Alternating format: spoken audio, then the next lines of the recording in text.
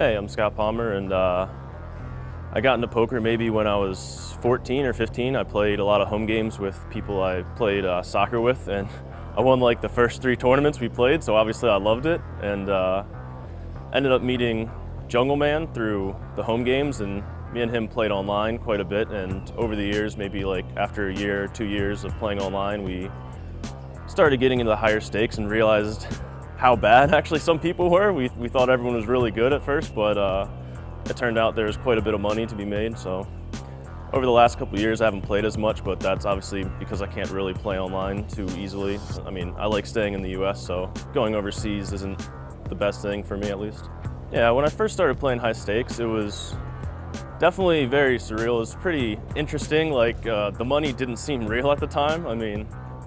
And I was living with my parents, and they had no idea how much money I was making. Like actually, it was Christmas one day, and my dad kept coming into my where I played poker and kept telling me to like help him take the trash out or do something. And I was playing 50, 100 versus someone, and I kept telling him no in like 30 minutes. And 30 minutes, he got really mad at me. And then later I talked to him, and he's like, you know, I was really mad. You decided not to help me out. And I was like, Dad, I just won 170K. And he's like, it's all right. You made a good decision then.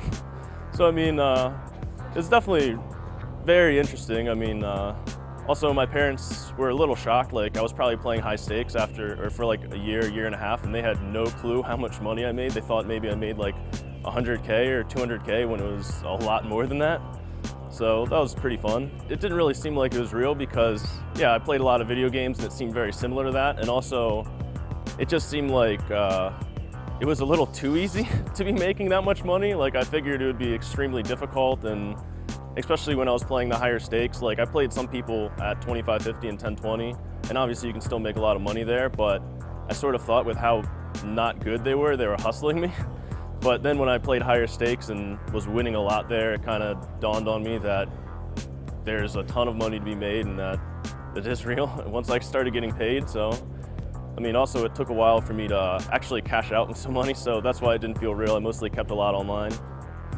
Maybe for like 2 years, basically every month, this is when I was playing 200, 400 and around there. I was making or losing around 500,000 to 1.5 million a month, either winning or losing. Usually winning, thankfully, but when I first started playing, I played on a pretty small laptop and I 22 tabled. And that was definitely a stupid idea, but I mean, when I was winning a decent amount of money, it's hard for me to change and stop and try something else. So.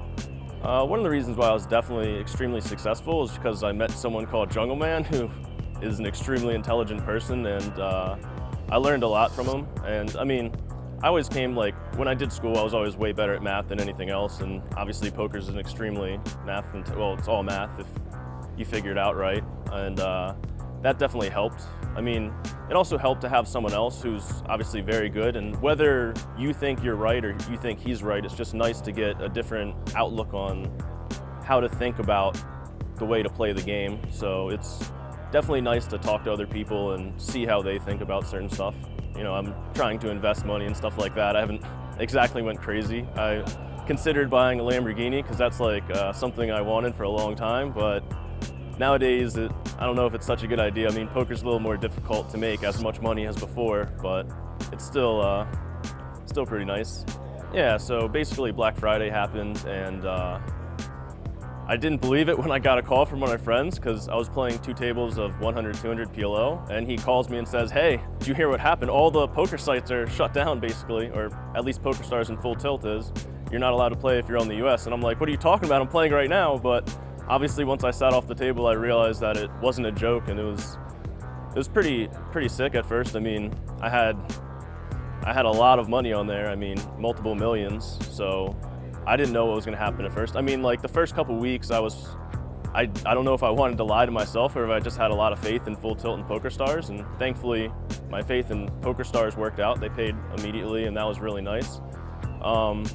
But for like the couple years, Full Tilt didn't pay. I mean, I basically gave up on the money that was there. I thought I was screwed for sure. I mean, and it was also a ton of money for me. It was over half my roll or around half my roll. So that was a pretty tilting moment, but thankfully I got paid in the end, so I can't complain.